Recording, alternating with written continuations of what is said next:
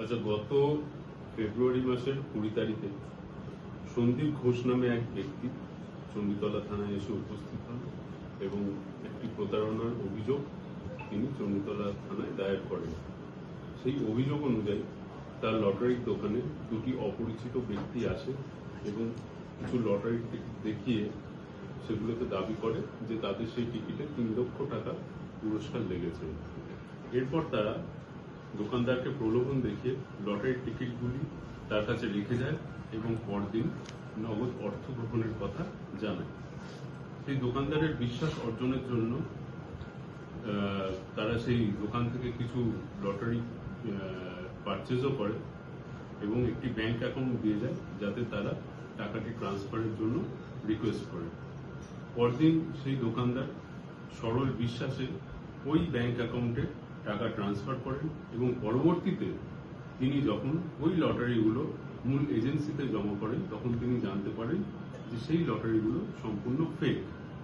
তো এই অভিযোগের পরিপ্রেক্ষিতে চণ্ডীতলা থানায় একটি এফআইআর লজ হয়, যার number Chanditala PS case number 137/26 dated 20/2/26 under section 3184 এবং 3162 বিএনএস এবং পরবর্তীকালে অ্যাডিং সেকশন লাগে সেকশন 338 বিএনএস। এই অভিযোগে যারা অভিযুক্ত ব্যক্তি ছিল, এই কেসে যারা অভিযুক্ত ব্যক্তি ছিল তাদের নাম সুরজিৎ সরকার, বাবার নাম প্রদীপ সরকার, রাইস মিল পাড়া, দক্ষিণ গোপালপুর, পিএস বলাগড়। দ্বিতীয় ব্যক্তি কাজল শেখ, বাবার নাম লিয়াকাত শেখ, অফ মোজেমপুর, পিএস কালিয়াচক, মালদা। এবং তৃতীয় ব্যক্তি প্রীতম সোনি, বাবার নাম রবি কুমার, দাহিসার মীরা রোড, পিএস দাহিসার, মুম্বাই। এরপর আমাদের চণ্ডীতলা থানার officer sub inspector Shubho Ghosh সেই তদন্তের দায়িত্বভার পান এবং সেই তদন্ত চলাকালীন আমাদের হুগলি জেলার এসওজি সহায়তায় আমরা একটি রেড করি মগরা থানার কুন্তিঘাট এলাকায় এবং সেখান থেকে সন্দেহভাজন 3 জন ব্যক্তিকে আমরা আটক করি। পরবর্তীকালে তাদের মহামান্য আদালতে আসামিদের শনাক্তকরণের জন্য পাঠানো হয় অভিযোগকারীকে এবং আসামিদের 8 দিন পুলিশ রিমান্ড পাওয়া যায়।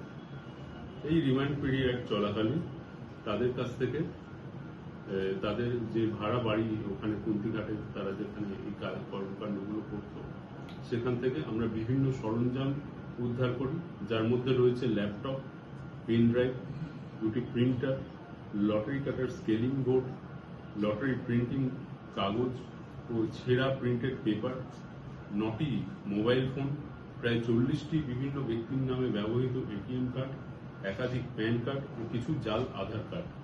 এই ঘটনার সাথে জড়িত একটি 4 চাকা গাড়িও পুলিশ বাজেয়াপ্ত করেছে। আজকে পুলিশ রিমান্ডের শেষ দিন।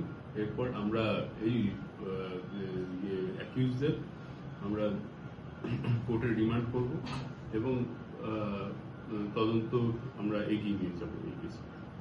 স্যার, এনারা কি মানে বেশিরভাগই সব ভিন রাজ্যের? ভিন রাজ্যের একজনই আছেন এবং বাকি 2 জন এই রাজ্যের আছেন।